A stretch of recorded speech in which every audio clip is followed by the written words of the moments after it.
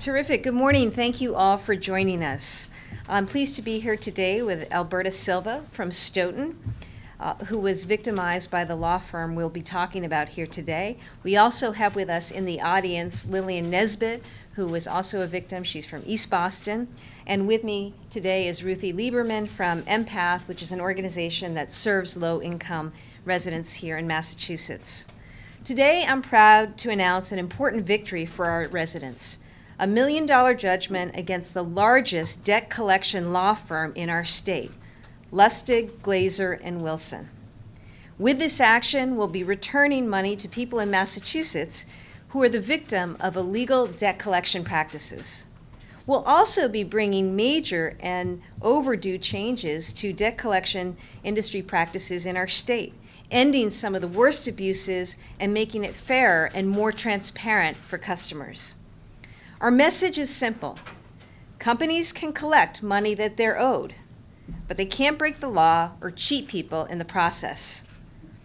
According to recent reports from federal agencies, 1 in 3 Americans has at least one debt in collection. For some, it's credit cards. For others, it's a medical debt or a student loan. That's millions and millions of loans. And what we've seen is that some of the biggest players in the debt collection industry are not focused on getting it right.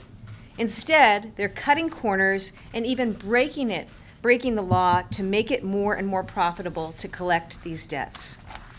Often, these debt collectors are going after the wrong people or the wrong amount of money, and in some cases, sometimes going after debts that were actually already paid off or charged off. Here's how this works. Large debt buyers buy up thousands of old debts for a few cents on the dollar. They then hire law firms to file thousands of lawsuits to collect those debts. These lawsuits are used to pressure and intimidate consumers, many of whom have no experience with our court system and, of course, can't afford a lawyer. Debt collectors often don't even have records to back up that debt. So sometimes they're filing lawsuits against the wrong people. They also target some of our very poorest residents and go after money that is protected from collection under state law, like Social Security or disability payments. Protections that were importantly put in place so that vulnerable people don't have to forego buying food or medication or paying a heating bill. But this problem affects people from all walks of life, whether it's a medical bill that insurance didn't cover or an error on a credit card bill that never gets fixed. Between 2004 and 2013, there were 1.2 million debt collection lawsuits filed in Massachusetts by law firms employed by professional debt collectors. And we allege that Lustig was doing this over and over and over again to thousands of residents, leaving them terrified and confused. We began investigating Lustig after receiving complaints in our office. Based on our investigation, we now know that Lustig has filed over 200,000 lawsuits in Massachusetts courts, lawsuits that in many instances were based on faulty and inaccurate information. They attempted to collect from the wrong people. They sued for the wrong amount and said people owed money to the wrong bank. They sued for debts that were 10 to 15 years old and beyond the legal time that they had to collect on those debts. They even sued for debts that had already been paid. We heard from one mother who years ago financed the purchase of 2 computers for her sons when they went off to college. She paid off that loan, but Lustig hounded and sued her anyways, even when she'd sent them proof that she'd already paid that debt. It only stopped when our office stepped in.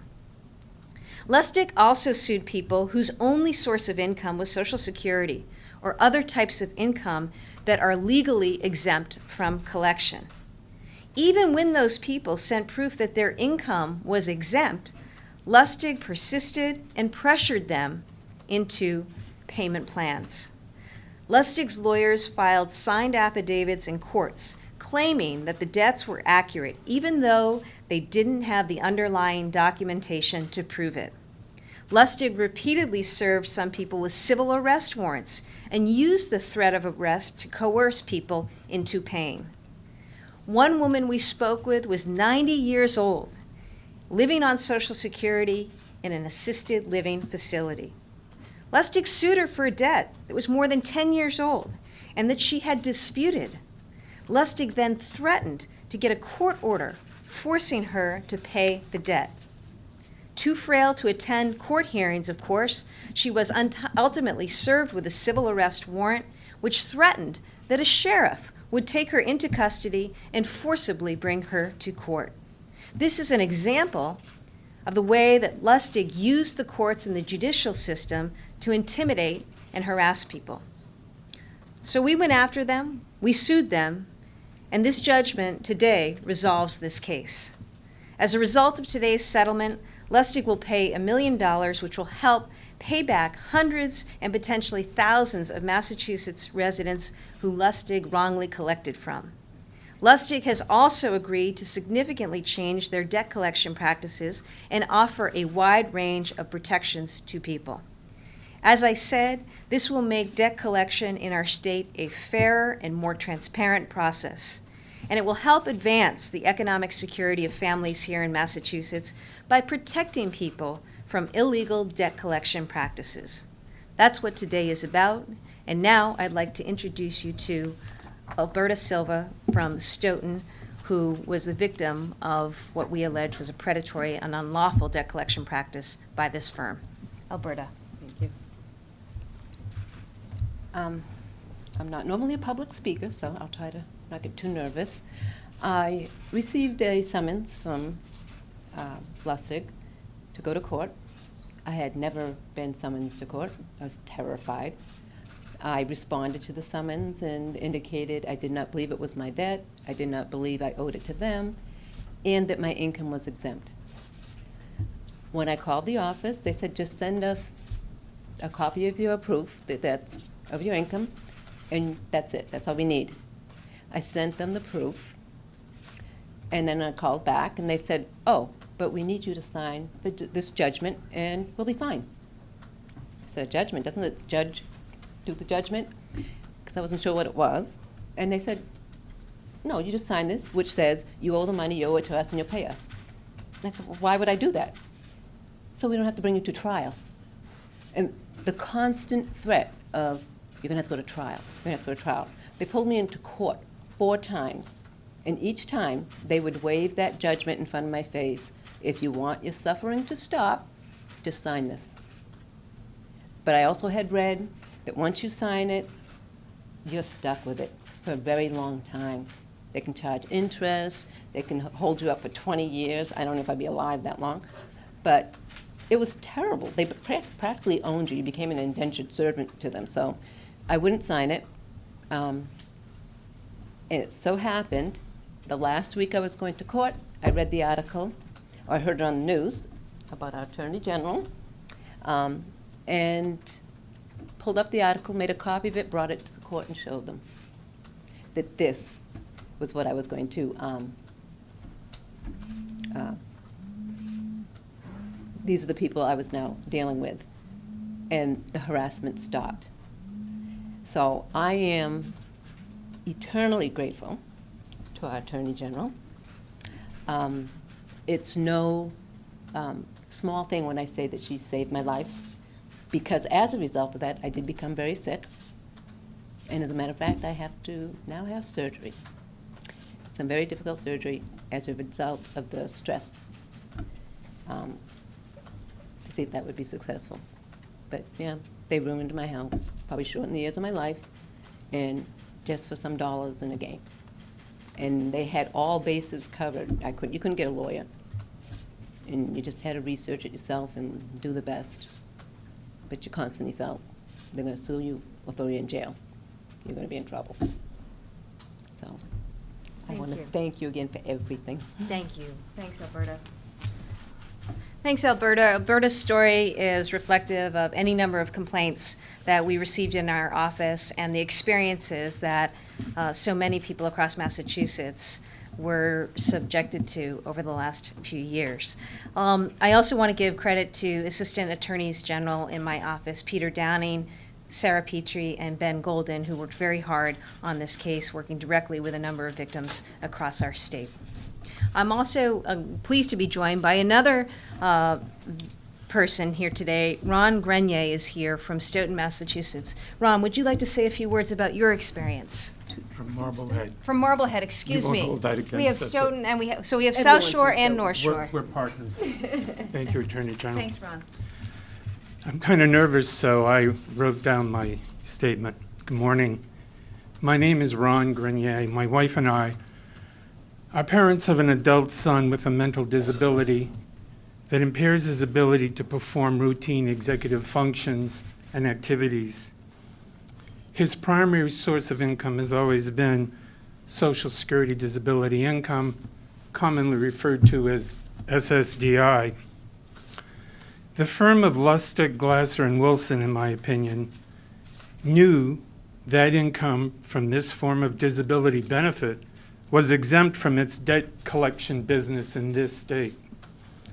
When first contacted, we had made it clear in writing and in talking to Lustig representatives that our son's only income was derived from SSDI.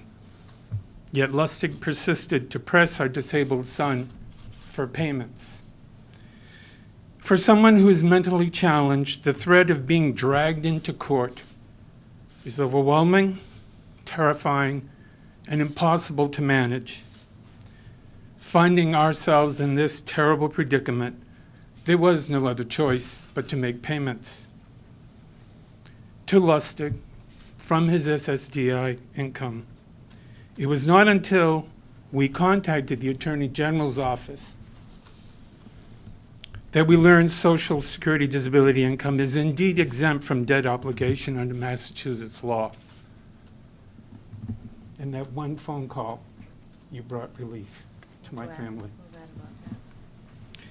As we stand here today, I find it quite ironic that some elected officials in our federal government are even considering options that could eliminate health care for disabled persons like my son.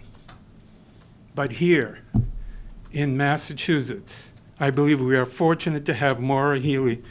She didn't ask me to read this. I was late. She's never seen it. Her press person has never seen it. This is my deep-seated feeling.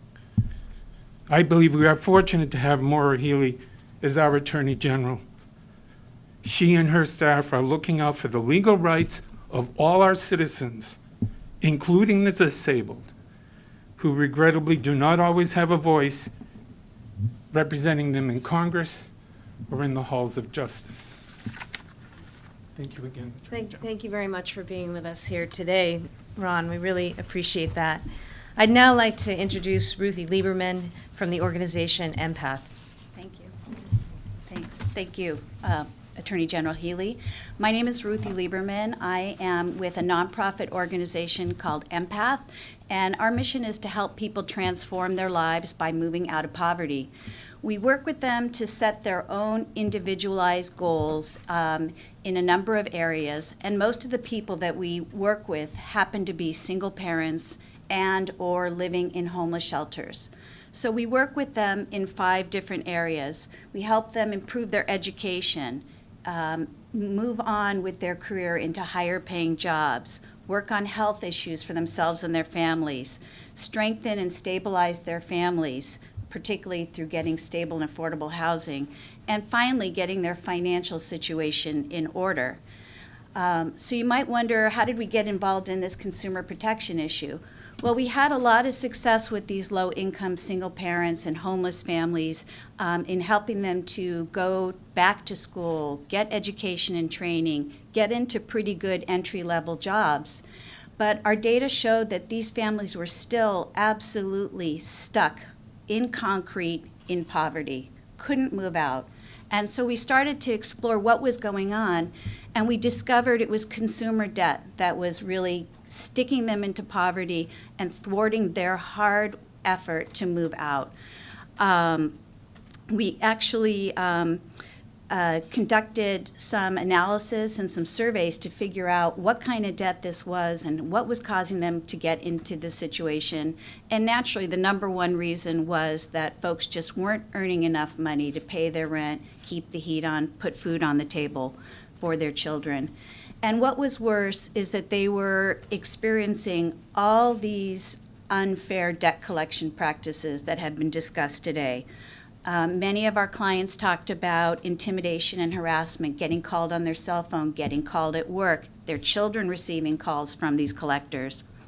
Their wages and their income tax returns were garnished to a point where they could no longer afford to pay their rent, pay medications, give their kids lunch money for school. They discovered hidden fees. They would have a debt that started off at $100, and in less than a year, it had gone up to $600, $700, $800. They couldn't understand why. Far more than the interest just put on it, but many fees associated with it.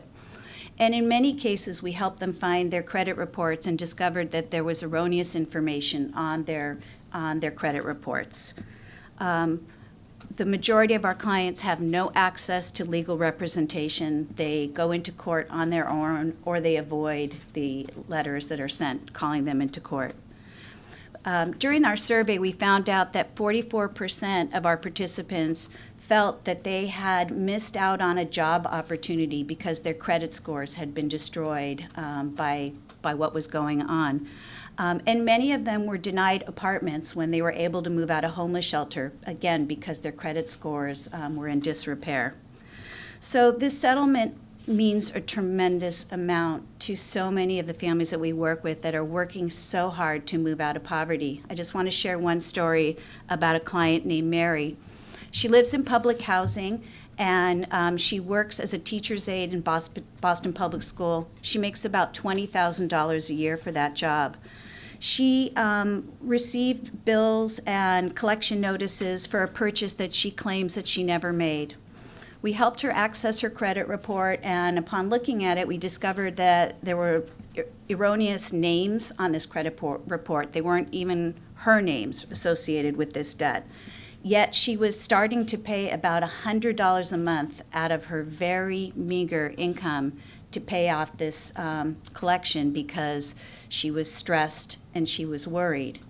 Her health obviously was imperiled by what was going on, but what kind of got us in the gut was when she told us that most nights her dinner consists of a 25-cent can of soup that she buys in the bin at the market with all the cans that are banged up because they're a lot cheaper. So she was feeding herself on 25 cents a meal because of the situation she had gotten into. So if I say that we're eternally grateful for these protections, I am not exaggerating. This means so much to the hardworking families that are doing everything they can, playing by the rules to bring their families to a better economic situation. And we're so thankful that one more barrier today has been moved out of the way for them. So thank you. Thank you, Ruthie. At this time, we'll open it up for questions related to this subject. What types of debts were these medical, consumer, student loans? All of the above, all of the above. And there were a number, as I say, 200,000 lawsuits filed in Massachusetts courts since 2011 alone. So we're talking about hundreds of thousands of cases and debt of all varieties. But I think a commonality here is that, you know, a lot of this was debt where they were going after the wrong person for the wrong amount. They didn't have the backup documentation to substantiate that this was in fact even a valid debt, because we know from our investigations some of these debts had already been paid off or were so stale that they were beyond the statute of limitations. And unfortunately, that was a commonality in what we saw. So out of the 200,000, how many were improper debts? Well, not all of them are improper debts, but many of them are improper debts. And one thing that we're gonna do with the company now, with the law firm now, is to monitor, and they will be coming back to us shortly with a report. We are seeking very detailed information about their next steps in rectifying this. I'll tell you what they have agreed to as a result of this settlement. Beyond the money and the restitution back to families, which is always most important to me, they're changing practices. And I'll tell you exactly what it is they're doing. When they send out notices next time, they actually have to disclose to consumers things like, this is what exempt income is, Social Security, disability, veterans benefits. They have to make those disclosures to consumers at the time. They also have to obtain documentation from the debt buyers that these debts are actually accurate. They have to verify the accuracy of the person's name and the amount that's actually owed. So that's an important step, and they're going to continue, as I say, to monitor and report to our office. Also, going forward, their attorneys need to make sure that they have meaningfully reviewed account level documentation and determined that the firm has sufficient evidence to support its claims in court. And finally, Lustig cannot use court processes such as payment review hearings and capious warrants to apply undue pressure to consumers who have no ability to pay. And I'll leave this for you to look at later, but this is an example of the kind of letter that Lustig would send out to consumers that goes to some of the behavior that we're addressing through this resolution. And you'll see, this is a matter that is already in court, and they say in it, we're writing to you at this time to provide you with the opportunity to contact our office to make voluntary arrangements for the payment of the balance due on your account and avoid the need for the further involvement of the constable or sheriff. Even when matters were disputed, even when they hadn't done their homework, even when they had the wrong name, the wrong amount, and invalid debt. These are the kind of form letters that were routinely sent to consumers like Alberta and to Ron's son. And that's what changes today. How much of the debt was unsubstantiated or unowed debt, truly unowed, and how much was it because it was exempt debt because of low income level? Those are numbers that we're going to get as we go through this process. I will tell you that the firm collected over $125 million in debt from people across Massachusetts over the last few years. Some of that may be valid. We don't dispute that. And as I say, debt collection is a lawful business. Law firms that do business on behalf of debt buyers, that's lawful. What is not lawful, and what we addressed today, and why we sued, and why we're pleased that we got this resolution today by way of a consent judgment, is to do it in ways that cheats customers, that cuts corners, and isn't fair and square. And those are the practices that we're pleased to see rectified as we go forward. But I would anticipate that we'll be able to provide relief to hundreds, if not thousands, of consumers, and those amounts we'll know in time as soon as we begin the process of reviewing the report.